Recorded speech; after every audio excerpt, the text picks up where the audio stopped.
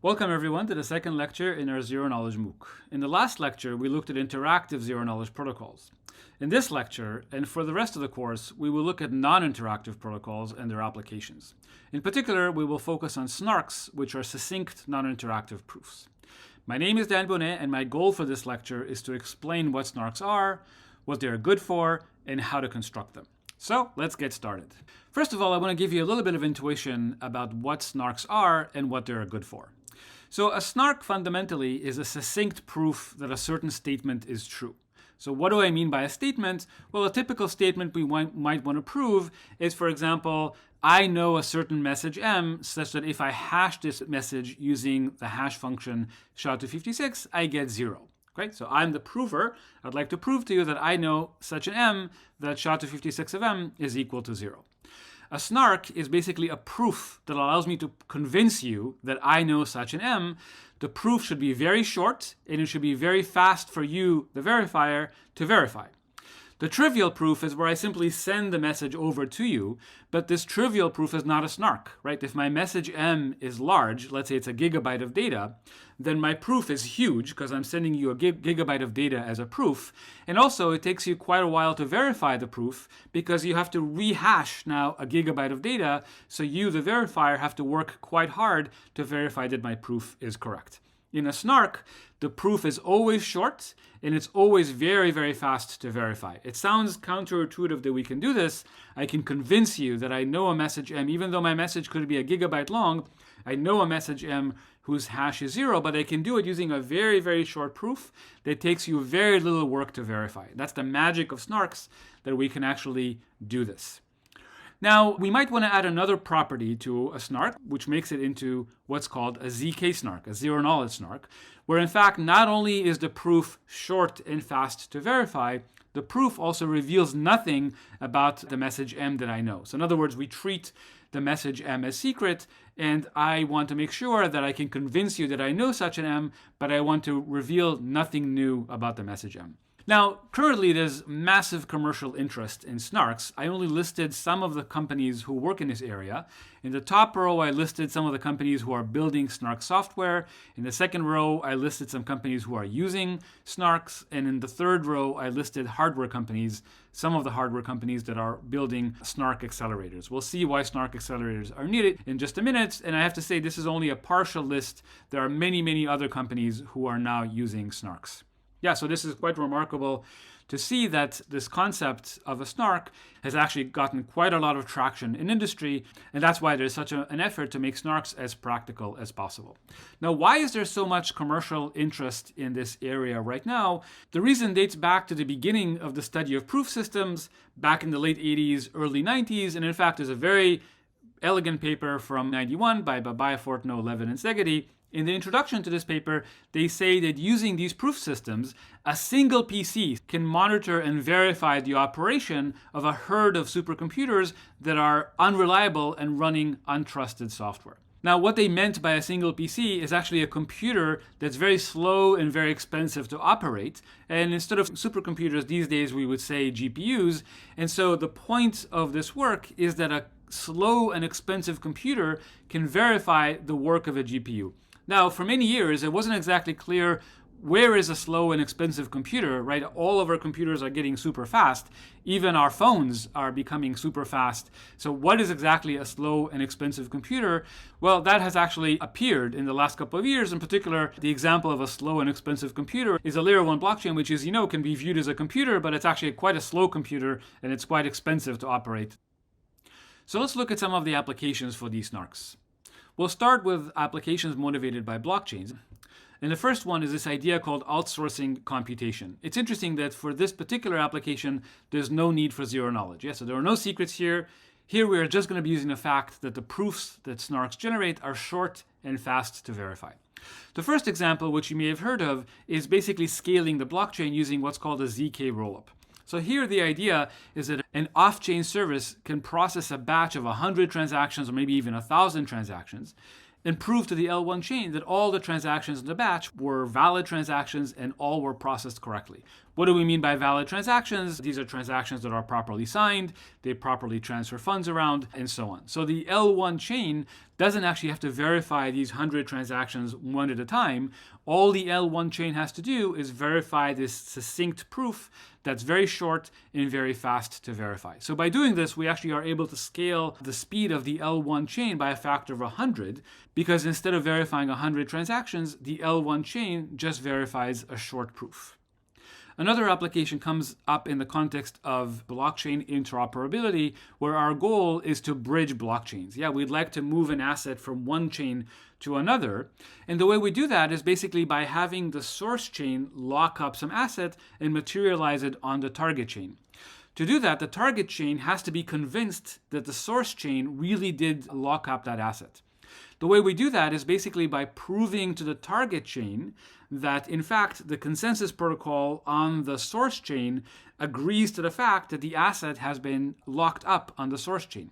And again, the way we do that is by producing a SNARK that actually proves the state of consensus on the source chain to the target chain. Yeah, so the target chain will just verify a SNARK that the state of the source chain is what it claims to be, and if so, it will materialize the asset on the target chain. So here we're again using the fact that the SNARKs are short and fast to verify, because the target chain doesn't have to run the entire procedure for verifying consensus of the source chain. It just needs to verify a short proof that was generated by an off-chain service, which convinces it of the consensus state of the source chain.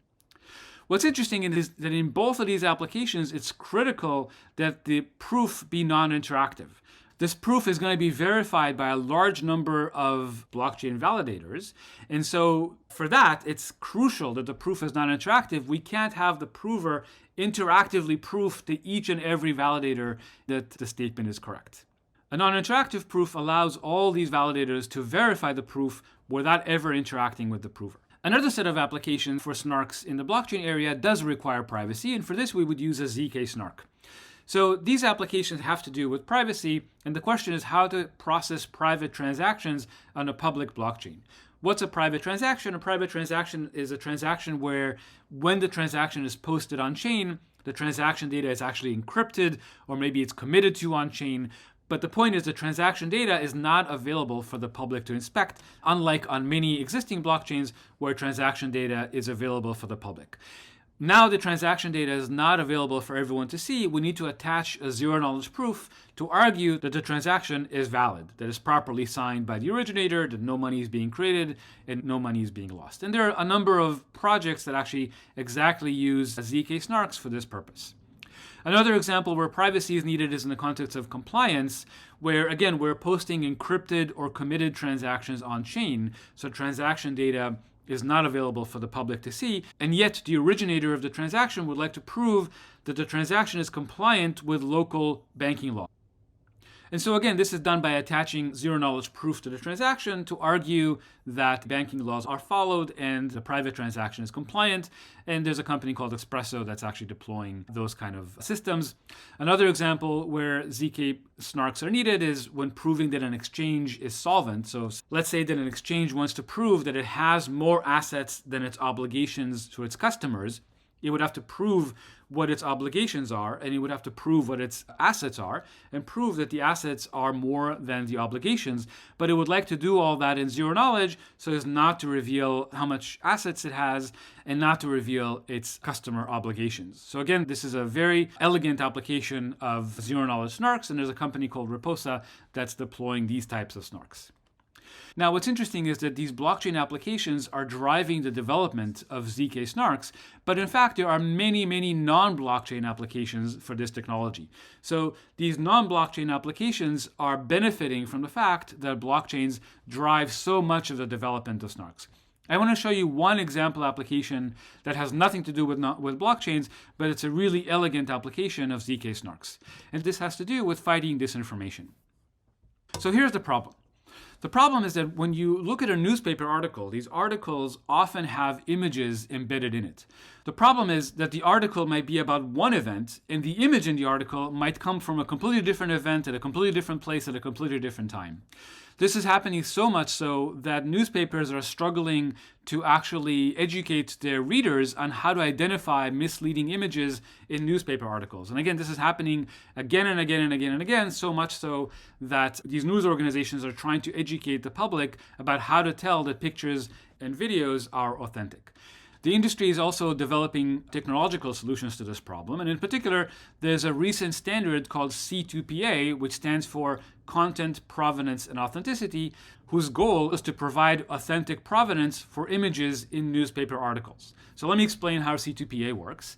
The idea is basically to embed in every camera a secret key that's going to be embedded by the manufacturer. Now, the idea is that the secret key is embedded in the camera in such a way that it cannot be extracted from the camera. So let's assume that can actually be done, and there is a secret key in the camera that cannot be extracted from the camera. Now, every time a C2PA compliant camera takes a picture, it will go ahead and sign the picture along with all the metadata associated with the picture. Yeah, so the location and the timestamp for when the picture was taken is going to be signed using this secret key, and it is simply going to be embedded in the raw image data that's generated by the camera. Now, when the image is embedded in an article and sent over to a reader, the reader's laptop can simply verify the signature on the image and show the metadata, the location and a timestamp to the reader, so that the reader knows that it's looking at an article with an image that's taken at the time and place that's claimed by the article. Unfortunately, there's a problem with this standard, and the problem is what we call post-processing. These new cameras capture very high-resolution images. But when newspapers embed images in articles, they downsample the images so as not to waste so much bandwidth when sending the image to the end user. And so, they might rescale the image to a much lower resolution, they might crop the image, they might grayscale the image. And in fact, the Associated Press has a list of a few operations that newsrooms are allowed to apply to images, like resizing, cropping, and grayscaling.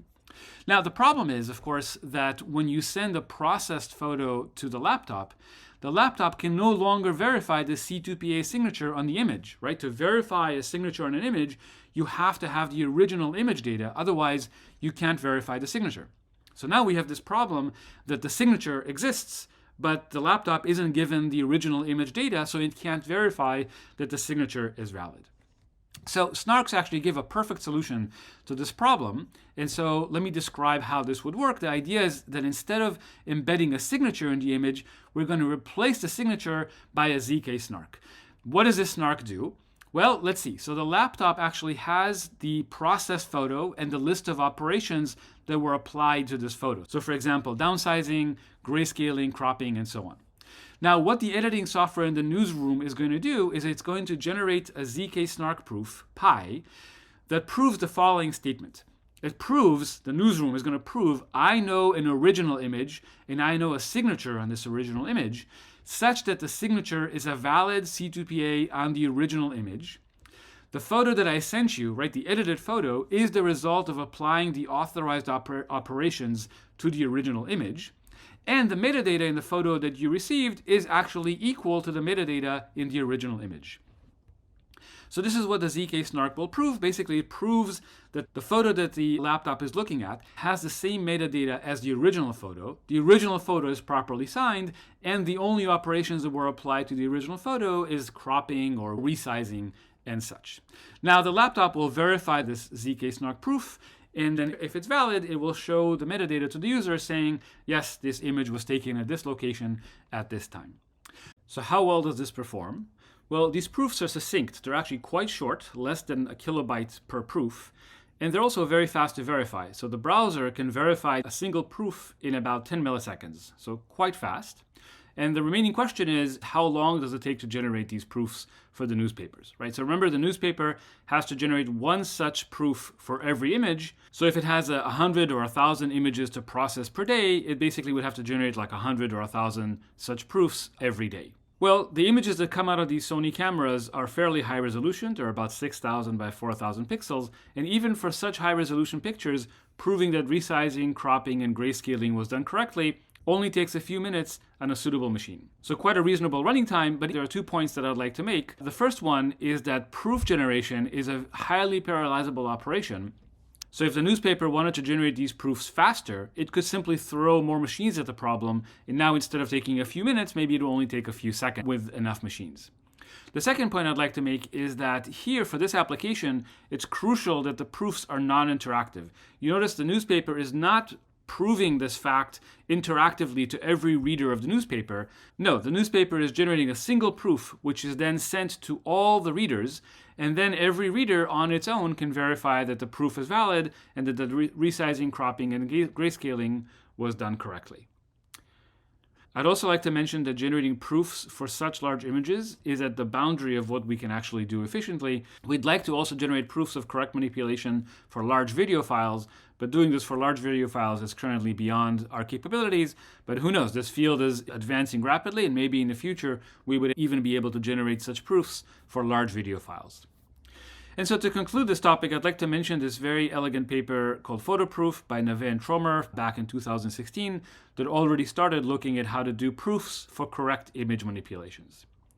So the question is, why are all these applications possible now? These are things that we simply couldn't do 5 or 10 years ago. So why is it that all of a sudden now we can generate proofs for these large statements in a reasonable amount of time? And the breakthrough is really that the new generation of SNARK systems now support very fast provers. In particular, proof generation time is linear, or maybe slightly more than linear, what we call quasi-linear in the computation size. And the fact that these new generation of provers work so quickly is exactly what lets us prove such large statements. This was made possible by a collection of very elegant ideas, mostly on various ways in which we can prove properties of polynomials. So there's lots of beautiful ideas from algebra that actually make all this possible. So it's quite an elegant application of polynomials and algebra in general, and that's exactly what we're going to be covering later in this lecture and in the coming lectures. Now, for those of you who want to learn more about this area beyond the topics that are covered in the course, I'd like to point to this very large bibliography of survey papers and research papers and books that describe the area and everything that's been happening in the last couple of years. So this is a good supplementary resource to what's being covered in the course. So this brings us to the end of this first segment. And so in the next segment, I want to show you what a SNARK actually is, and then we'll talk about a general paradigm for building SNARKs. So I'll see you in the next segment in just a few minutes. Welcome back, everyone. In this segment, we're going to define more precisely what a SNARK actually is, and then in our third segment, we will look at how to construct a SNARK. So the first thing we need to do when defining a SNARK is to fix what's called a computation model. And the computation model we're going to use here is what's called an arithmetic circuit. So let me remind you what an arithmetic circuit is.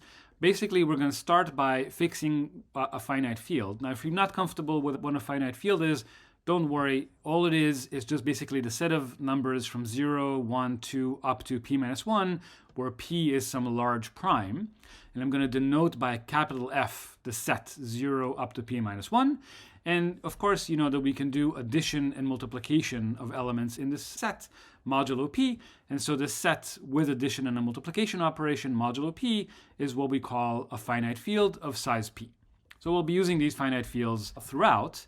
And the next thing I have to define is what is an arithmetic circuit. So an arithmetic circuit is basically a function that takes as input n elements in the field and produces an element in the field as output. So here I wrote down an example of an arithmetic circuit. You can see the inputs happen to be x1, x2, and one input happens to be fixed at the number 1. And then there's a bunch of arithmetic operations inside of the circuit. So this is addition modulo p, subtraction modulo p, multiplication modulo p, and out comes the output. Now, if you basically trace what this circuit actually does, it's actually computing this polynomial in the variable x1 and x2. So really, even though technically we define an arithmetic circuit as a directed acyclic graph, where the inputs are labeled by variables, x1, x2, and potentially by a scalar, and the inner nodes are labeled by plus, times, and minus, really you can think of an arithmetic circuit as computing an n-variate polynomial, but it's more than just an n-variate polynomial. It's also a recipe for evaluating this polynomial. Okay, so that's what we'll say is an arithmetic circuit. And in fact, I'll use this notation size of C to denote the number of gates in C. So in particular, the size of the circuit in this example is 3 because there are 3 gates in the circuit. Okay, There are lots of interesting arithmetic circuits. In fact, arithmetic circuits can do anything that polynomial time computations can do. So let's look at some simple examples. For example, here's a circuit that computes a hash function, in particular the SHA-256 function, right? It basically will output 0 if SHA-256 of a message m happens to be equal to h, and it will output non-zero otherwise. What the circuit looks like is basically, well, it just computes h minus SHA-256 of m. So you can see if h is equal to SHA-256 of m, we get 0. Otherwise, we get non-zero. And it turns out the size of the circuits, the number of gates that it takes to implement the functions SHA-256 is around 20,000 arithmetic gates. Yeah, so just using additions, multiplications, and subtractions, we can implement the SHA-256 function, and it takes about 20,000 gates to do it, and this is what we would consider a small arithmetic circuit. You can imagine a more complicated circuit, maybe one that verifies digital signatures. So for example, here we have the signature verification circuit that takes as input a public key, a message, and a signature, and outputs 0 if the signature is a valid signature on the message m with respect to the public key pk. Okay, so you can build arithmetic circuits that even verify signatures, and we can build arithmetic circuits that do much, much more complicated things of the type that we saw in the previous segment. Okay, so that's what arithmetic circuits are. The last thing I'll say about arithmetic circuits is that we often distinguish between two types of arithmetic circuits, structured circuits and unstructured circuits. So an unstructured circuit is one where the wires can just go anywhere. So you have a bunch of gates in the circuits and the wire just kind of wire up the gates however the developer wants. But then there's a more structured version of an arithmetic circuit where really the circuit itself is kind of built in layers where there's one fixed arithmetic circuit that's just repeated over and over and over again. The input comes in at the bottom and the same operation is applied over and over again, and then finally the output is computed. This operation M is sometimes called a virtual machine, and you can think about it as one step of a microprocessor. So the microprocessor is executed over and over again, so like each step here could be considered as one step of a microprocessor operation, and finally we end up with a final output. And in fact, as we'll see, some SNARK techniques are general, they apply to unstructured circuits, and some SNARK techniques only apply to structured circuits of the type that we see here. Now that we understand arithmetic circuits, let's start defining SNARKs more precisely. Before we define SNARKs, let's start with NARKs. A NARK stands for non-interactive argument of knowledge. And basically a NARK is applied to an arithmetic circuit C. So what does this circuit take as input? Well, it takes a public statement, which we'll call X, and it takes a secret witness, which we'll call W. Yeah, so we have a general arithmetic circuit that takes two inputs, X and W, and produces another element in this finite field. Now, the way the NARK works is basically there's a pre-processing algorithm, which we'll talk about more in just a second. But what this pre-processing algorithm, sometimes called a setup algorithm, does is it basically takes a description of the circuit as input, and then it outputs these public parameters, which we'll call PP and VP. PP are public parameters for the prover, and VP are public parameters for the verifier. And then the prover and the verifier will each take their own inputs, right? So the prover takes the public parameters for the prover along with the statement and the witness. The verifier takes the verifier parameters and only takes as input the statement X. Now what the prover will do is it will generate a proof pi that in fact C of X comma W is equal to 0. Okay, so the prover is trying to convince the verifier that it knows some W such that C of XW is equal to 0, and the verifier algorithm will verify this proof pi and output accept or reject. That's our goal. So let's define this in a bit more detail. Basically, a pre-processing NARK, non-interactive argument of knowledge, is a triple of algorithms SPV, where S basically takes the description of the circuit C and outputs the parameters that we talked about. Algorithm P takes as input the parameters, the statement X, and the witness W, potentially a secret witness W, produces a proof, and finally takes as input only the statement X and the proof pi, and decides to either accept the proof or reject the proof. Now, there's one small technical point that I want to make in that all these algorithms in practice also have access to what's called a random oracle. If you have taken a cryptography class and you know what a random oracle is, you'll know what I mean here. If you have not and you're not familiar with the term random oracle, just never mind for now. We'll come back to it later. But I just wanted to make this one technical point. If it's not clear, then just feel free to ignore it. Now, there are a couple of requirements that a NARK has to satisfy. The first requirement is what we call completeness, which means that if the proof is valid, so in other words, the prover really does know a witness W such that C of XW is equal to 0, then in fact the verifier will accept the proof pi that the prover generated. You can see here the probability that the verifier accepts the proof is 1. Sometimes this is called perfect completeness, in that the verifier always accepts a valid proof. The other property is more subtle to define, and here I'll only define it informally, and we'll come back to a formal definition in just a minute, which is to say that the NARK is what's called knowledge sound. Okay, so what does that mean?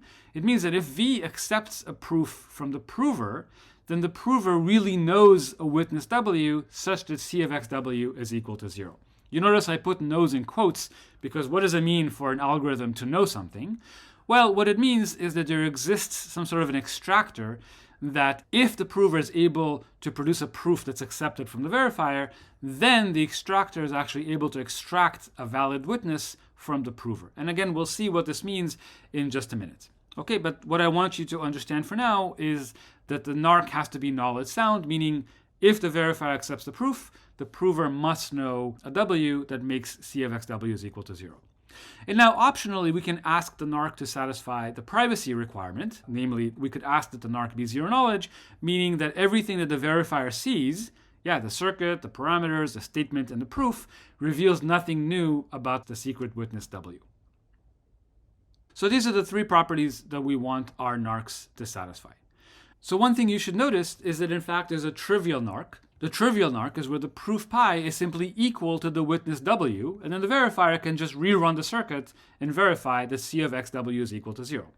Okay, so the trivial NARK basically sends the witness W over to the verifier, and the verifier checks that the witness is valid. So a NARK is actually not what we are primarily interested in. What we are primarily interested in is a SNARK, which is a succinct argument of knowledge. So what is a SNARK? A SNARK is a triple of algorithms SPV, as in a NARK, except we put additional requirements on the proof. The proof that the prover generates must be short, and in particular, its size must be sublinear in the size of W. So the prover cannot just set the proof pi to be equal to the witness W. That will be too long. We require that the length of the proof is sublinear in the length of W, and the proof should also be fast to verify, meaning that the running time of the verifier should be sublinear in the size of the circuit. So the verifier cannot simply rerun the circuit C. Its running time has to be sublinear in the size of the circuit C. Of course, it has to be linear in the statement X, because the verifier has to at least read the statement X in order to know what it's verifying. So we allow it to be linear in X, but it has to be sublinear in the size of the circuit C. And here I wrote just an example of a sublinear function. Maybe we want the length of the proof to be the square root of the size of the witness, and the running time of the verifier to be square root of the size of the circuit. So basically, anything that does better than the trivial NARK, where we simply send the witness over to the verifier, is called a SNARK. However, in reality, we want to be more greedy, and so a SNARK in practice actually is going to be strongly succinct. So what does strongly succinct means? That means that not only is the proof sublinear in the size of the witness, it actually has to be logarithmic in the size of the circuit. So very, very, very short proof, even if we have very, very large circuits. And similarly, the time to verify the proof should be at most logarithmic in the size of the circuit. Again, we allow it to be linear in the size of the statement because the verifier has to at least read the statement. Now, in many of the SNARKs that we're going to be looking at, the size of the proof and the time to verify the proof, in fact, is constant, independent of the size of the circuit, which is kind of remarkable that no matter how complicated the circuit is, the size of the proof that C of XW is equal to 0 and the time to verify that proof is basically independent of the size of the circuit. So now something should look fishy here, because if you think about this for a minute, you realize the verifier actually doesn't even have time to read the circuit C, right? It has to operate in time that's logarithmic in the size of the circuit C. So the verifier doesn't even know what the circuit C is. So how can it possibly verify a statement if it doesn't know what the underlying circuit is. And this is exactly why we need the pre-processing step.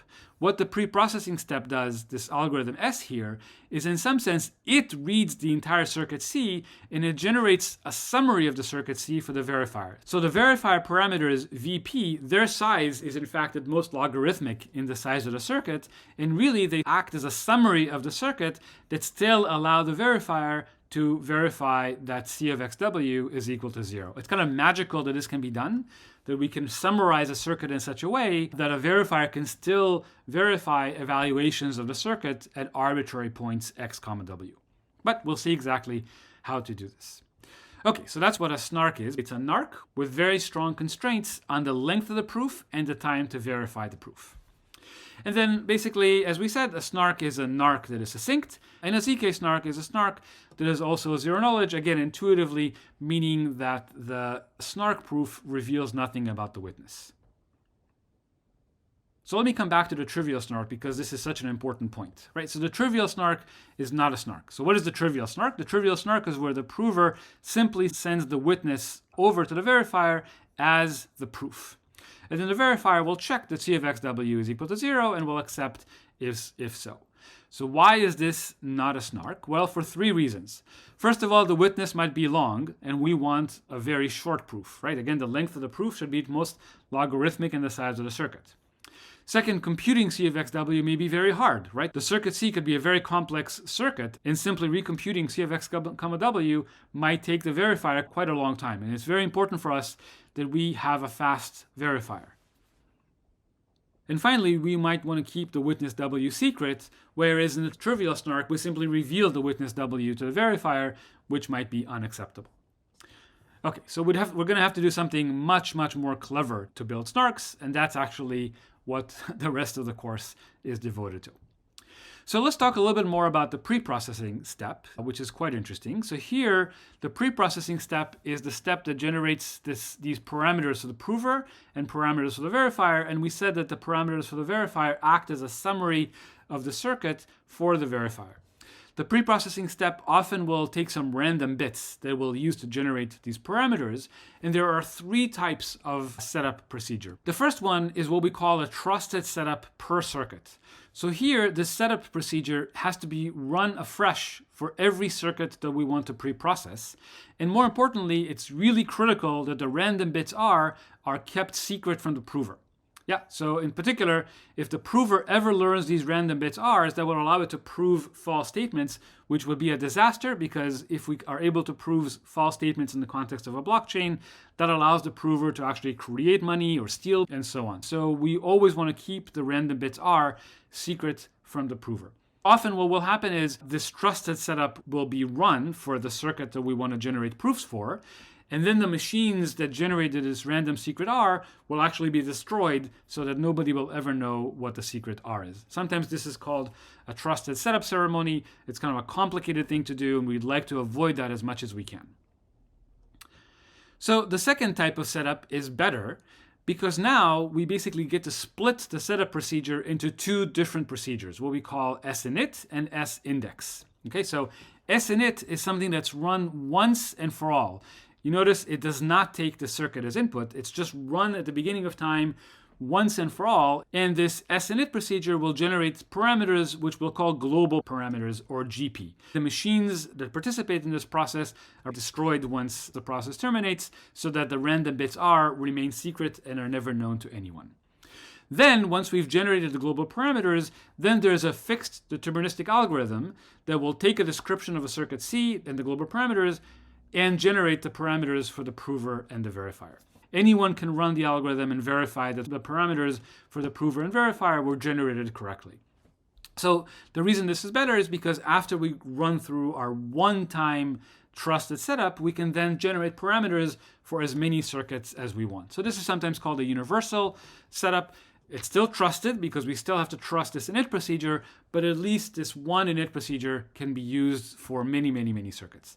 And of course, the best of all worlds is where we have a transparent setup where the setup procedure doesn't take any secret data, so anyone can verify that it ran correctly and there's no need to run a trusted setup ceremony. So this is kind of the ranking. Trusted setup per circuit is what we try to avoid. A trusted but universal setup is better, but a transparent setup, of course, is the best. So now let's look at a couple of SNARK systems out there. This is a very partial list, and it only focuses on SNARK systems that are widely deployed, and it also already gives us kind of many of the flavors of SNARKs that we'll see during the course. So the first one is called Growth 16. It's due to growth back in 2016, and you can see that it generates very, very short proofs. So the proofs are only 200 bytes, irrespective of the size of the computation. Yeah, so even for huge circuits, this is still going to be a 200 byte proof.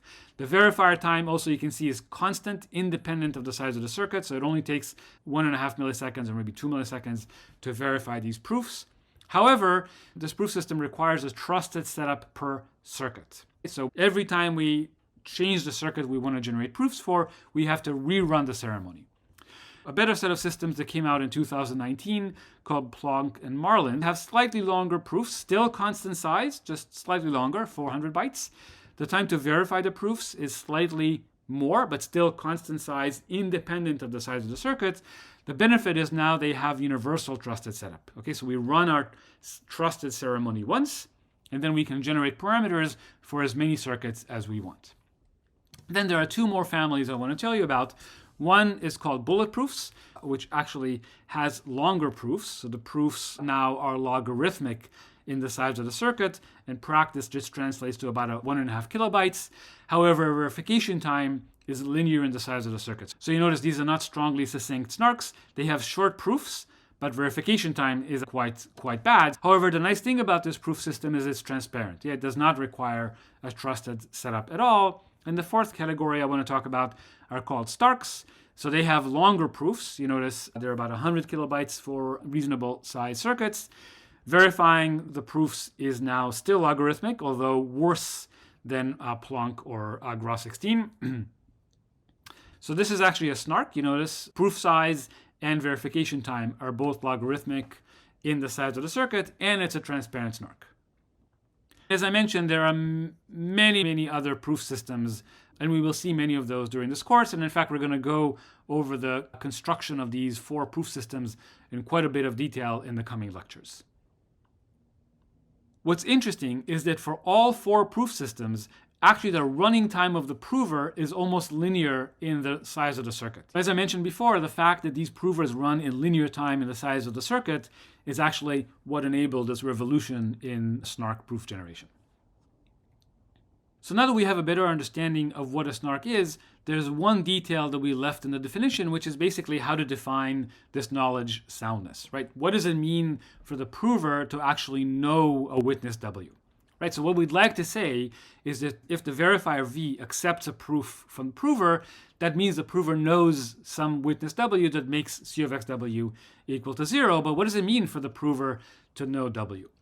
As I mentioned before, informally we say that P knows the witness W if somehow this W can be extracted from the prover. And the way we're going to do that is effectively by kind of torturing the prover until it actually gives us the witness that we want.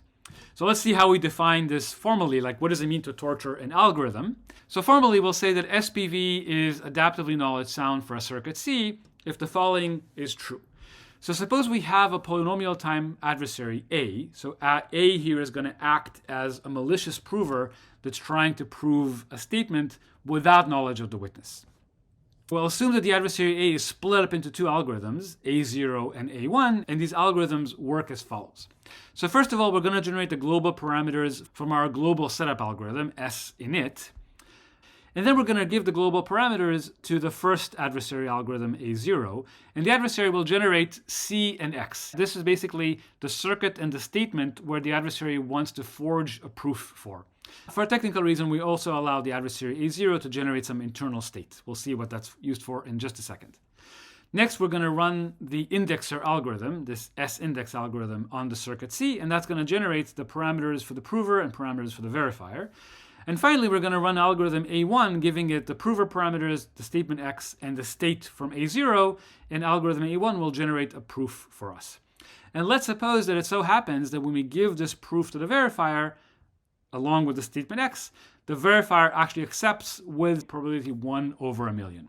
Okay, so what this means here is that the adversary A0, A1 was able to generate a circuit in a statement X and produce a proof that the verifier will accept with probability 1 over a million. If that's true, there should exist an efficient extraction algorithm E, and this extractor E is going to work as follows. Again, we're going to run the global parameter generator algorithm SNIT. We're going to run A0 to generate C, the circuit C in the statement X.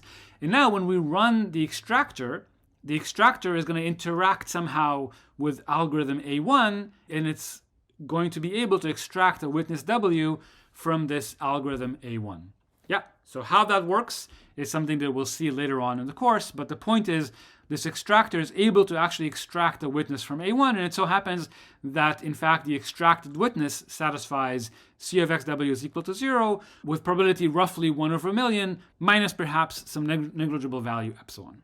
Okay, so again, what this definition says is if the adversary A is able to convince the verifier that it knows a witness W for a certain statement C and X, then there's an extractor that can interact with this adversary A and actually extract the witness from A such that C of XW is equal to 0, you notice with about the same probability that the adversary is able to convince the verifier.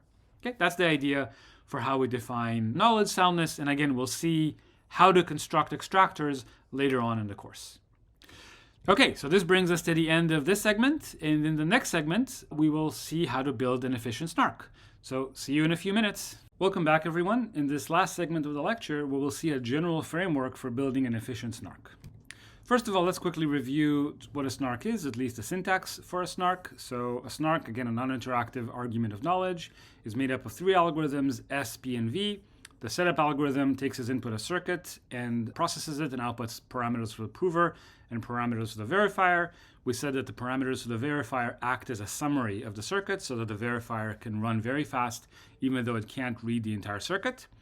Then there's a proving algorithm that takes as input the statement and the witness and produces a proof.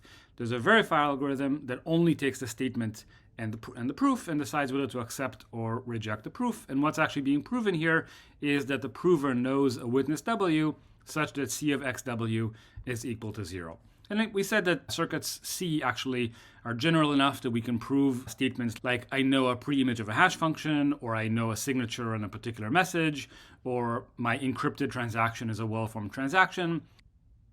And so there are lots of statements that we would like to prove using such SNARKs. Now, we said that the point of a SNARK is that it's succinct, meaning that the proof size ideally is logarithmic in the size of the circuit, maybe even constant in the size of the circuit. And the verifier time should be at most logarithmic in the size of the circuit. Of course, it can be linear in the size of the statement X because the verifier has to at least read the statement X. So that's our goal. Now, it turns out there's a very general paradigm for building these SNARKs. Typically, this is done in 2 steps. We start off with what's called the functional commitment scheme. I'll explain that in just a second. And we pair that up with what's called a compatible interactive oracle proof. Again, we're going to explain what all these things are.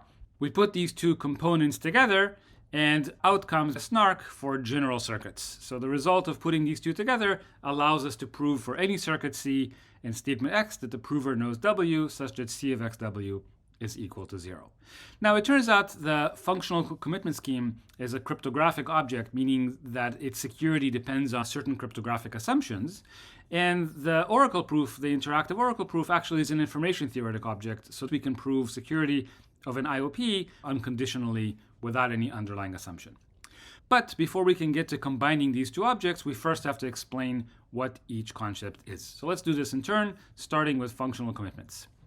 So to do that, let me first quickly review what a commitment scheme is. So a commitment scheme is made up of 2 algorithms. There's a commit algorithm and a verify algorithm. The commit algorithm takes a message and some randomness as input and produces a commitment.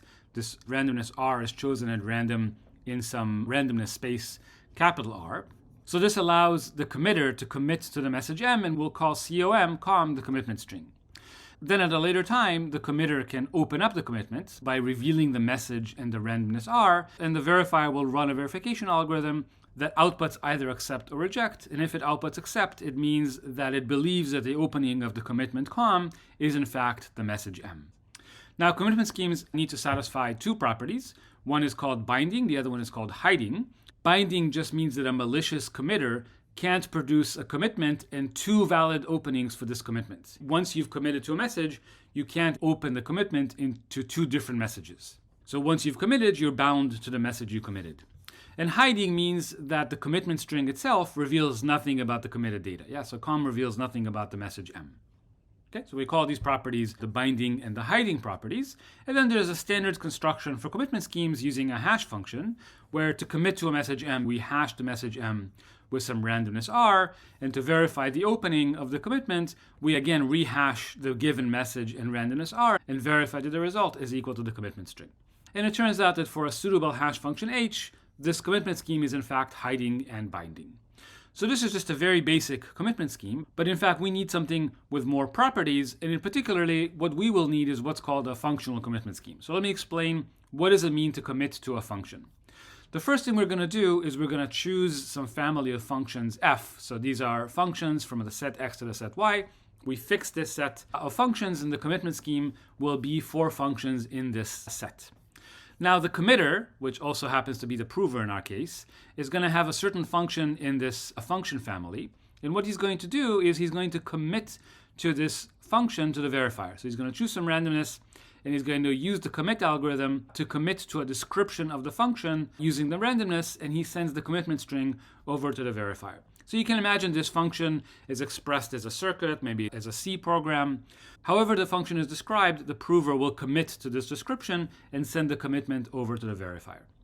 At a later time, the verifier can send an element in the domain of the function, so an x in x, and the prover will send back the element y in y, along with a proof, such that the proof will convince the verifier that f of x is equal to y, and that f is in the function family f. If the verifier outputs accept, it means that the verifier is convinced that in fact f of x is equal to y, where f is the committed function under the commitment string comf, and that f is in the function family.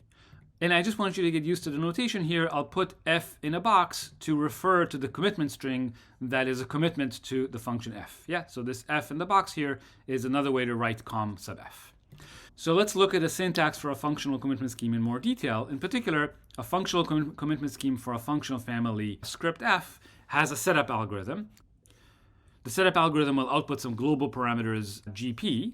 Then there's a commit algorithm that will take the description of a function f along with some randomness and produce a commitment string. And this commitment algorithm is supposed to be a binding and optionally a hiding commitment scheme for this family script f. The hiding property will be needed if we're building a ZK snark. For a regular snark, we will just need the binding property. What's important is that there's an evaluation protocol between a prover and a verifier, where for a given commitment string, a value x in the domain of the function and a value y in the range of the function, it so happens that the prover takes as input the function f in the clear, the input x, the output y, and some randomness, and will produce a short proof pi. We'll see what this proof will prove in just a second. The verifier will take the commitment string x, y, and pi, but notice the verifier does not know what the function f is. The verifier only has a commitment to the function f, and then it will decide to accept or reject. And what this evaluation protocol is itself is actually a snark for the relation that says f of x is equal to y, f is in the function family, and if you run the commitment algorithm on the description of the function f and the randomness r, you get the commitment string comf. So here the public statement is the commitment string comf, the value x and the value y. These 3 values are known to the verifier. As you can see, the verifier has comf, x, and y. And what the prover is proving, that it knows a witness, namely it knows the description of a function f and it knows some randomness r, such that f of x is equal to y, f is in the function family, and the commitment to f comma r is in fact the commitment string comf. So all this is doing is allowing the prover to commit to a function in the function family script f, and later on the prover can prove that the committed function satisfies f of x is equal to y, and that f is in fact in the function family script f. So let's look at a couple of important examples of functional commitments. In fact, there are 4 important examples for building SNARKs. The first one is what's called a polynomial commitment scheme. So what is a polynomial commitment scheme? Here, the function family is the set of all univariate polynomials of degree at most d. Okay, this is what this notation refers to. This is a univariate polynomial in the variable x, and the degree is at most d. Okay, so we're committing to a univariate polynomial in this function family. And later on, we should be able to open this polynomial at any given point. Another interesting function family that we will want to build commitments for are called multilinear commitments. Here, we're committing to a multilinear polynomial. So this is a polynomial in the variables x1 to xk. But in each variable, the polynomial has degree at most 1. So here I wrote down an example of a multilinear polynomial. You can see the degree of this polynomial in each variable is at most 1. So we'd like to commit to a function in this family, and later we should be able to open the committed function at any point in the domain of the function. The third interesting function family that we will want to build commitments for are called vector commitments. So in a vector commitment, we commit to a vector. In this case, the vector has dimension d. So d elements. And later on, we'd like to be able to open any particular cell in this vector. So you can think of opening a cell as if we're committing to the function f that's identified by the vector u. And later on, given an index I, we'd like to prove that this function at the index I evaluated to cell number I of the vector. All right, so you can see ui is entry number I in the vector that we committed to. And in fact, if you have heard of Merkle trees are basically a way to implement a vector commitment scheme. Finally, the fourth example, which generalizes the first three, is called an inner product commitment. Sometimes this is called an inner product argument, or IPA, where again the idea is that we commit to a vector u, and that defines a function fu. This function fu takes as input a vector v, and it outputs the inner product of u and v. This is why it's called an inner product commitment, because we're committing to a vector, and later we can prove that the inner product of the committed vector u with some chosen vector v by the verifier is equal to a particular value. These are four important function families for which we will want to build commitment schemes. It turns out you can build any one of these four from any of the other four, but these are very important building blocks for building a ZK SNARK. In particular, let's focus on polynomial commitment schemes. Our first example. So let's look at polynomial commitments. Here again, the prover is going to commit to some univariate polynomial of degree at most d. And the eval protocol basically says, well, there's some public values u and v in the finite fields. These are just simple single elements in the finite field. And the prover should be able to convince the verifier that the committed polynomial satisfies f of u is equal to v, and the degree of the polynomial is at most d. And just to be clear, in this case, the verifier has an upper bound on the degree, it has a commitment to the polynomial, and it has the values u and v. The prover is just trying to convince the verifier that the committed function f satisfies f of u is equal to v, and it has bounded degree. What's remarkable is because we want this proof to be a SNARK, this means that the proof size and the time for the verifier should be at most logarithmic in the degree of d.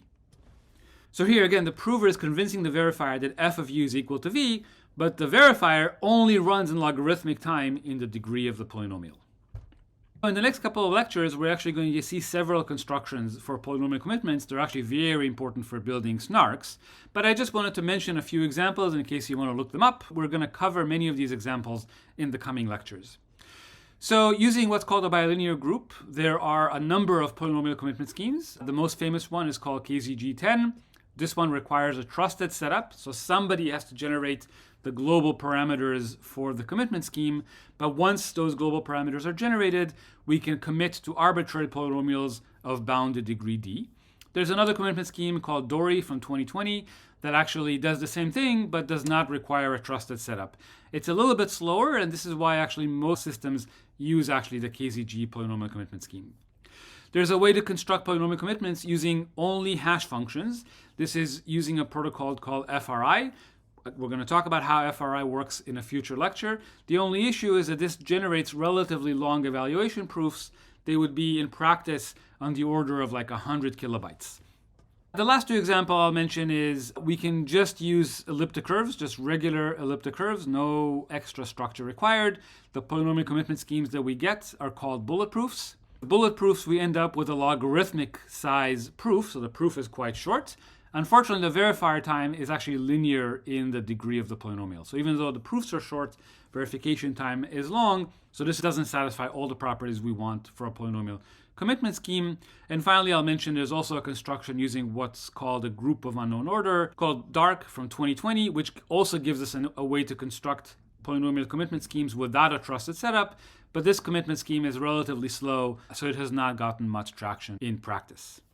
In practice, the commitment scheme that's most widely used is KZG10, and we're going to see in 2 lectures exactly how it works. One thing that I wanted to stress is that the trivial commitment scheme is actually not a polynomial commitment scheme. So what is the trivial commitment scheme? The trivial commitment scheme is the way I commit to a polynomial f of degree d is simply by outputting a commitment to all the coefficients of the polynomial. Literally, I use a hash function to hash the coefficients of the polynomial, and that serves as the commitment to the function. Now, how do we do evaluation with this trivial commitment scheme? The way we would do it is the prover will basically send the proof pi, which consists of all the coefficients of the polynomial. Yeah, so you notice the proof pi here is of size d plus 1 because we have to send all the coefficients of the polynomial in the clear. The verifier will accept if f of u is equal to v. Literally, the verifier will evaluate the polynomial at the point u because now it has all the coefficients. It can evaluate the polynomial, check that f of u is equal to v, and check that the hash of the given coefficients actually match the commitment string. So the reason this is not a polynomial commitment scheme is that A, the proof pi is not succinct, right? Its size is linear in the degree d, and moreover, verification time is also linear in the degree d because the verifier has to literally evaluate the polynomial. What we are looking for in polynomial commitment schemes are polynomial commitment scheme where the proof size is logarithmic at most in the degree d, and the verifier's time, again, is at most logarithmic in the degree d. What's remarkable is that the KZG commitment scheme that I mentioned on the previous slide actually achieves a constant size proof independent of the degree d, and the verifier's running time is also constant independent of the degree d. It's kind of remarkable that I can prove to you that a polynomial of degree d satisfies f of u is equal to v, and the proof is constant size independent of d, and the time to verify it is constant size independent of d. So now that we understand what polynomial commitment schemes are, we're going to construct them in the next few lectures. Let's see how to use them. Okay, so we're going to look at a few useful observations about polynomial commitment schemes. So the first one is an observation that is literally at the heart of all SNARK constructions. This observation is literally what makes SNARKs possible. But it's a very simple observation. So suppose we have a polynomial f that's the non-zero polynomial. Non-zero just means that it's not zero everywhere. Suppose I sample a random element r in the finite field, and I ask, well, how likely is my non-zero polynomial to be 0 at the point r? Well, how likely is that? I'd like you to think for just a second and tell me what is the probability that f is 0 at a random point r. So I hope you realize that the answer is d over p, and the reason the answer is d over p is because we know that the polynomial has degree at most d. Therefore, it has at most d roots in the finite field. And so f of r is equal to 0 only when the random r hits one of the roots. But since there are d roots and there are p possibilities for r, the probability that d hits one of the roots is at most d over p. So what does that mean? That means that suppose that p is some large prime, say 2 to the 256, and d, the degree of the polynomial, is at most 2 to the 40. Then d over p, we would consider that a negligible probability. In other words, a random polynomial of degree at most 2 to the 40 at a random point is simply not going to evaluate to 0.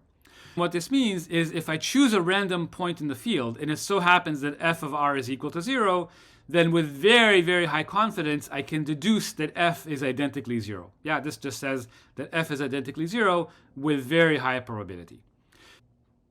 So we end up with a very simple way to test that a polynomial is identically 0. Simply evaluate it at a random point and check if the answer is 0. What's remarkable again is that this very simple observation is literally what makes ZK SNARKs possible. And now that we've stated these facts for univariates, I have to show you a beautiful generalization of this fact. This generalization is called the Schwartz-Zippel-de Mello-Lipton lemma, which says that this condition here, probability of f of r is equal to 0 is at most d over p, actually holds also for multivariate polynomials, not just for univariate polynomials, as long as you interpret the degree d to be what's called the total degree of f. Yeah, so what is the total degree of f? It's the sum of all the degrees in the variables of f. So for example, the total degree of x squared y cubed is 5. And so it's quite remarkable that even for multivariate polynomials, if you choose a random input to this polynomial, the probability that the polynomial evaluates to 0 is at most the total degree of the polynomial divided by p. This lemma, the Schwarz-Zippel lemma, will actually become useful in the next lecture. Okay, so let's make use of the fact that we have a zero test. Suppose we have two polynomials f and g. We know that they're both univariate of degree at most d. And suppose we choose a random point in the finite field, and it so happens that these two polynomials happen to be equal at this random point. Then I claim that with very high probability, we can conclude that these two polynomials are identically equal to one another. Why is that true? Well, if f of r is equal to g of r, that means that f of r minus g of r is equal to 0, which means that the polynomial f minus g happens to evaluate to 0 at the point r. But we said that if the polynomial f minus g happens to evaluate to 0 at a random point, then we can conclude that f minus g is the 0 polynomial. Yeah, it's always 0. But if f minus g is a 0 polynomial, that basically means that f is equal to g. Yeah, so we can conclude that if two polynomials are equal at a random point, that means that these two polynomials are equal to one another everywhere. And what this gives us is a very simple equality test for two committed polynomials. Yeah, so let's see exactly what the protocol is. So let's look at the actual equality testing protocol. So here the prover has two polynomials, f and g. These are univariate polynomials of degree at most d. And the verifier has commitments to these polynomials. Yeah, so the verifier has a commitment to f and a commitment to g. The verifier wants to check that f and g are actually the same polynomial. So what the verifier can do is it can choose a random element in the finite field, send this random element over to the prover, and then the prover can basically evaluate these two polynomials at this random point and send back the evaluation f of r and a proof that the committed polynomial satisfies y equals f of r, an evaluation of g at the point r, which is y prime, and a proof that y prime in fact is equal to g of r. And then the verifier will just accept if the two proofs pi f and pi g are valid, and it so happens that these two polynomials agree at the random point r. And if so, it believes that the two committed polynomials are actually equal to one another. Yeah, so it's a very simple protocol for testing the two committed polynomials are equal to one another. What's interesting about this protocol, by the way, is you notice the only thing the verifier sends to the prover is just random bits. Yeah, it doesn't send anything clever to the prover. It just sends a random field element to the prover, and the response from the prover is already sufficient for the verifier to test that the two polynomials are equal. So now you should be complaining about this protocol because throughout this whole lecture, I kept telling you about how we're going to use non-interactive protocols. But here, the protocol is interactive. You notice the verifier is sending something, the prover is sending something in response. This is what's called an interactive protocol. So the question is, can we make this protocol non-interactive? And it turns out we can. And in fact, when we make it non-interactive, we're going to end up with a SNARK for an equality test. And so the way we make this very simple protocol non-interactive is using a general tool called the Fiat-Shamir transform, which says that any protocol in which the verifier only sends random data to the prover, yeah, these are called public coin protocols. The verifier just chooses random field elements and sends them over to the prover. Any such protocol is called a public coin protocol. And in fact, any such interactive protocol can be made non-interactive. Now, technically, we have to be a little careful. The Fiat-Shamir transformation actually isn't secure for every protocol, but for the protocol that we just saw, actually, it works quite well. So let's quickly remind ourselves what the protocol looked like. Here the prover has a statement X and a witness W. The verifier only has a statement X. And our protocol had the following shape. The verifier sent some randomness to the prover sent a response, and then the verifier checked that the response is valid. Right? So let's see what the Fiat-Shamir transformation would do for this protocol. The idea is basically we're going to use a hash function, and the prover is going to generate the verifier's random bits on its own using this hash function h. Okay, so let's see how this works here. Again, we have our prover and verifier. Remember, the statement X that the verifier has is the two commitments, com f and com g. And the prover has the witness, which is the polynomials f and g in the clear. What the prover will do is it will hash the statement X. In other words, it will hash com f and com g to obtain the random challenge on its own. and then it will compute the response to this random challenge and send the response over to the verifier. The verifier will also compute the challenge R by hashing COM-F and COM-G, and then it will verify that the response from the prover is correct. So you notice that the protocol became non-interactive because the only thing the prover is sending to the verifier is a single message that the verifier can verify on its own. One always has to prove that the resulting protocol is knowledge sound. For our particular protocol, in fact, it's actually quite easy to prove this theorem that, in fact, what we just obtained is a SNARK. So in particular, we require that D over P be negligible so that our equality test actually works. And we have to model the hash function H as what's called a random oracle. And in those settings, one can prove that this is, in fact, a knowledge sound SNARK. You notice, by the way, that as is, this is not a ZK SNARK, because the verifier learns the value of the polynomials f and g at the point r. So the verifier learns something that it didn't know before. It's not a ZK SNARK, but it is a SNARK. What's interesting is if we're using a succinct polynomial commitment scheme, we end up with a very succinct proof, right? This is a very short proof, and the verifier is very fast, meaning that it runs at most in time logarithmic in the degree of the polynomial. Now, you should ask me, what is this function h? And I'll just tell you that in practice, the function h is just instantiated with a cryptographic hash function, such as SHA-256. Okay, so this completes our discussion for now of polynomial commitment schemes. Again, we're going to see exactly how to construct them in later lectures, and we're going to see many more ways of using polynomial commitment schemes in our later lecture. Okay, so now we can come back to our general paradigm that combines a functional commitment scheme with an interactive oracle proof to build a SNARK for general circuits. So we understand what a functional commitment scheme is. It's a way to commit to a function. Let's now next look at what is an interactive oracle proof. So what is an IOP? Well, first of all, let's start by explaining what is the goal of an IOP. What it will do is it will basically boost a functional commitment for a particular function family into a SNARK for general circuits. And just to give an example of that, imagine that we start from a polynomial commitment scheme for polynomials of degree at most d. Then using a polynomial IOP, we can boost the polynomial commitment scheme and build a SNARK for any circuit that has at most d gates in it. So let's see more precisely what is an FIOP. Well, let's fix our circuit. So CXW is some arithmetic circuit, and let's fix our statement X that's given as input to the circuit.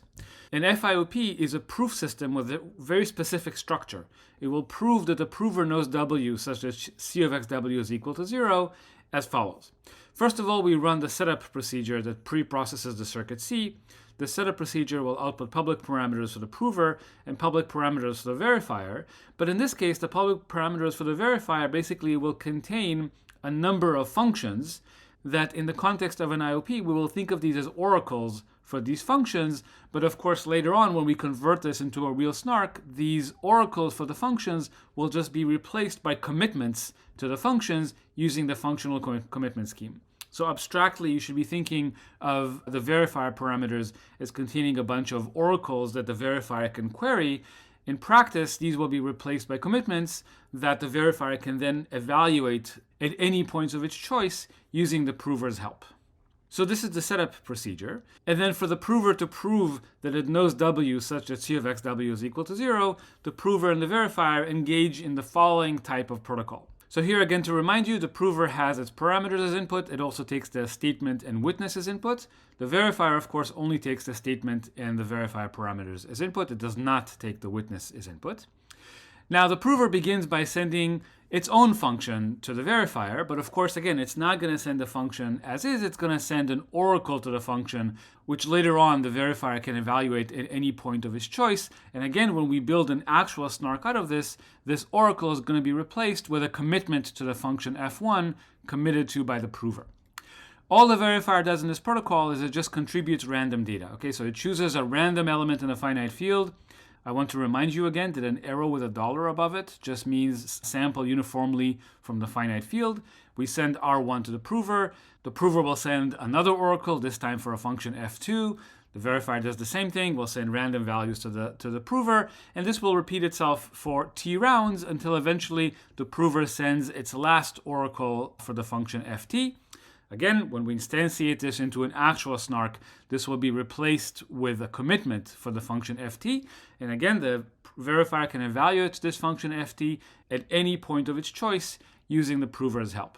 And now that the prover has completed sending functions to the verifier, what the verifier will do is it will run a specific procedure to decide whether to accept the proof or not. This verifier procedure takes as input, of course, the statement x and all the randomness that the verifier had sent to the prover. And then it's also given oracle access to all the functions that were sent to the verifier. So you notice it's given access to the functions in the verifier parameters, and it's given access to the functions that the prover sent to it as part of the proof. And again, I want to stress that the verifier can evaluate any of these functions at any point of its choice, and that's exactly what it's going to do to decide whether to accept or reject the proof. So that's the structure of an IOP. And the properties of an IOP by now should be familiar to you. Of course, if the prover is honest and it really does know a witness such that C of xw is equal to 0, and it's honestly following the protocol, the verifier should accept the proof from the prover. The IOP should also be knowledge sound, which means that a malicious prover cannot convince the verifier that it knows a w such as C of xw is equal to 0 if there is no such w or if it doesn't know such a w. And the way we prove that, as we discussed before, is using an extractor. Here, the extractor is actually going to be given, of course, the statement x, and it's given the functions in the clear. It's not given commitment to the functions. It's given the functions in the clear, and this is because the functional commitment scheme is itself a SNARK, right? So the extractor can extract the functions from the functional commitment schemes, and then it now has the list of functions to work with, and its job then is to extract a satisfying witness from this set of functions and random values sent by the verifier. Now, because the extractor is given so much information, it's actually given the functions from the prover in the clear, we can actually build extractors that are unconditionally secure. This is why we say that IOPs are information theoretic objects, in that we can prove that they are secure without any additional assumptions. And of course, we might also require that the IOP be zero knowledge, so that the IOP itself doesn't leak any information about the witness that the verifier didn't already know. So just to make sure this is clear, let's walk through a very simple example of a polynomial IOP. So this will be an example of an IOP that's built on top of a polynomial commitment scheme. Now, this example is a bit contrived, but it will show you what IOPs look like. So the circuit we're trying to build an IOP for is a circuit that tests containment. Yeah. So the public statement is some set x, the secret witness is some set w, and what the prover wants to prove to the verifier is that the set x is contained in the set w, and these are all subsets of the finite field. So the way the prover will do this is it will compute a univariate polynomial f. We will denote the variable of the univariate polynomial f by capital Z, and what this univariate polynomial f is basically a polynomial that happens to have all the elements of the set w as its roots. Yeah, so that's exactly what we did here. Every element in the set w is a root of this polynomial f. Next, it will compute a polynomial g in the same way that has all the elements of the set x as its roots. And by the way, because the verifier knows the set x as well, it can also compute the same polynomial. And finally, what the prover will do is it will compute the quotient polynomial, which is the polynomial f divided by the polynomial g. What's interesting is you notice that if the set x actually is contained in the set w, that necessarily means that the polynomial g is a factor of the polynomial f. Therefore, f over g will be some other univariate polynomial, which we will denote by q. So the idea here is that q will be a polynomial if and only if the set x is contained in the set w. If the set x is not contained in the set w, then f over g will not be a polynomial, and then q will not be a polynomial. The next thing the prover does is going to send oracles for the polynomial f and the polynomial q.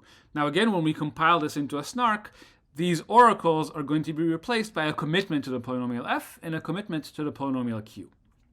Now the verifier is going to choose some random value r, and remember it has to send the value r to the prover. In this particular protocol, this is not going to play any role, but it is important that we send r to the prover to indicate that r is not secret. R is a public value that the prover actually knows. The reason this is important is because we're going to want to apply fiat shamir to this protocol. And then finally, the verifier will decide to accept or reject as follows. What it will do is it will query the oracle f at the point r. So because the verifier has an oracle for the function f, it can query it now at any point of its choice, in particular at the point r, and we'll get the value w. Again, when we instantiate this with the actual polynomial commitment scheme, this would mean that r gets sent to the prover, and the prover evaluates the polynomial f, sends the result to the verifier, along with the proof that the evaluation was done correctly. But in the context of an IOP, we just say we're going to query the oracle f at the point r. The same thing with the polynomial q. The verifier will query the oracle q at the point r to get the value q prime. Again, when we instantiate, this will become interaction with the prover, where the prover provides the value q prime along with the proof that q prime is correct. Finally, the verifier will evaluate the polynomial g that is computed over here by itself.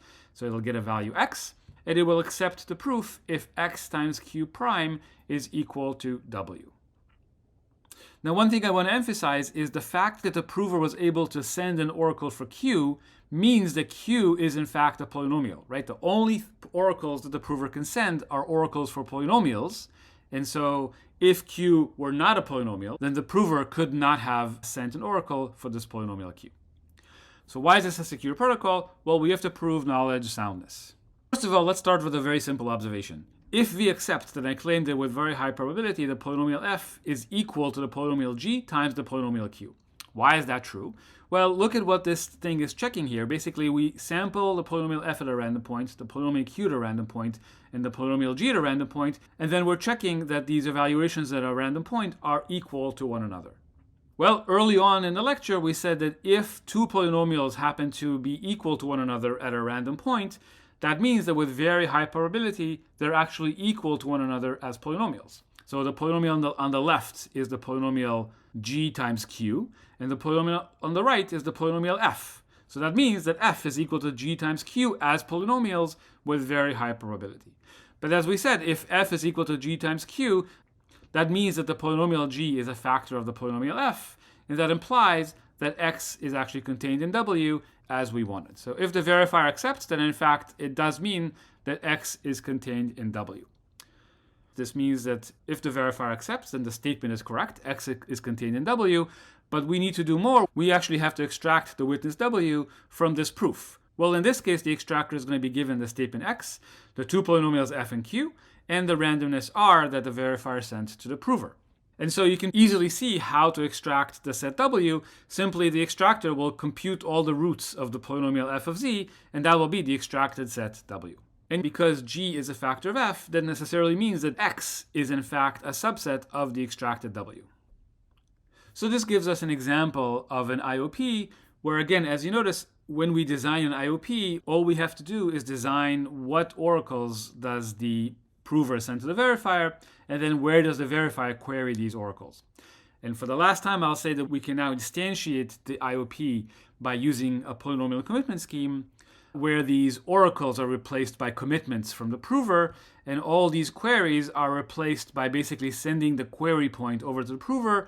The prover does the evaluation and sends back the proof that the evaluation was done correctly, and then the verifier can decide whether to accept or reject the final proof. So that's often called the compilation step, where we compile the polynomial IOP into a SNARK using a polynomial commitment scheme.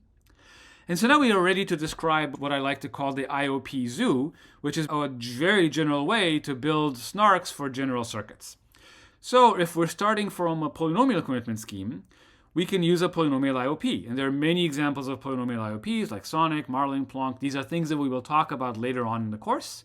These are examples of IOPs that can then be combined with a polynomial commitment scheme to build a SNARK.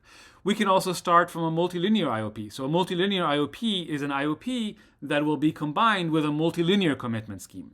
Yes, and there are a number of multilinear IOPs like Spartan, Clover, Hyperplonk. Again, we will talk about these in the coming lectures.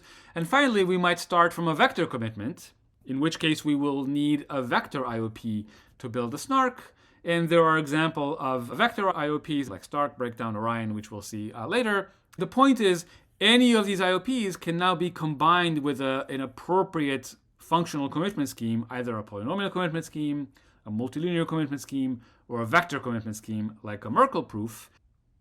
And then the combination of the two basically will give us a SNARK. And of course, you might be wondering, As I described, the IOPs are interactive, whereas SNARKs are supposed to be non-interactive. So how do we transform the resulting proof system into a non-interactive SNARK? And that we do basically using the Fiat-Shamir transformation.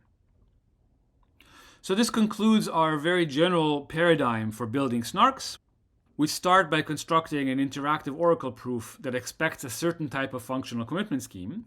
Then we construct that functional commitment scheme. We pair the two together, and that gives us a SNARK via the Fiat-Shamir transformation. That's the general paradigm, and basically all modern SNARKs are built this way. Some older SNARKs actually don't separate these steps into two separate steps, but the modern SNARKs are more modular in this way, in that we separate the IOP construction from the functional commitment construction, and then when we put the two together, this is how we construct a SNARK. Now, to conclude this lecture, I wanted to say a few words about how SNARKs are used in practice. So, of course, developers are not expected to write arithmetic circuits when they want to write their code. That would be untenable completely. Instead, what developers do is they write their code in a domain-specific language. And I listed a few examples of domain-specific languages here. You will likely do your programming projects in CIRCOM or maybe Socrates, but there are many other examples of domain-specific languages that are used for constructing SNARK circuits. The next thing that happens is we use a compiler, and what this compiler does is it compiles the given program into a SNARK-friendly format like a circuit. But there are other SNARK-friendly formats, like something called R1CS, which we will see in a later lecture. In some cases, the code might be compiled just into an EVM bytecode, and that will be the actual input to the SNARK backend system. So then, once we have a SNARK-friendly format, that's where we actually apply the SNARK backend prover, which takes as input the public statement X and the witness, and produces the proof pi as output. Of course, this is exactly where all the heavy computation takes place. And as I said throughout the lecture, there's been a tremendous amount of work on getting this last step here to work as quickly as possible. So in our next lecture, we're going to look at a number of SNARK DSLs. These are programming languages where you would write the statements for which you want to produce proofs. And in the lecture after that, we're going to see our first efficient multilinear interactive oracle proof, which then combined with a multilinear commitment scheme will give us our first example of a real-world SNARK. Okay, so I hope you enjoyed this lecture, and we'll see you in the next lecture.